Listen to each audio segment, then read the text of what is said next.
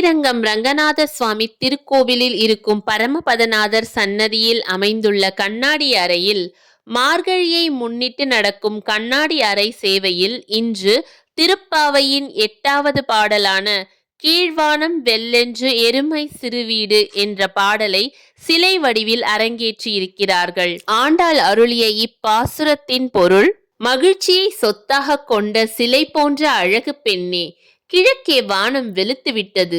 எருமைகள் மேய்ச்சலுக்காக நிற்கின்றன. எல்லா பெண்களும் நீராட செல்வதற்காக காத்திருக்கிறார்கள். உன்னை கூவி கூவி அதற்காகத்தான் அழைக்கிறோம். கண்ணனை கொல்வதற்காக கம்சனால் அனுப்பப்பட்ட மல்யுத்தம் செய்பவர்களான சாணூரன், முஷ்டிகன் ஆகியோரை வென்றவனும் தேவாதி தேவனும் ஆகிய ஸ்ரீகிருஷ்ணனை நாம் வணங்கினால் ஆ என்று அலறிக்கொண்டே நமக்கு அருள் தருவான். அவனை புகழ்வதற்காக உடனே கிளம்புவாயாக என்று தங்கள் தோழியை பாவை நோன்பிற்காக அழைக்கிறார்கள்.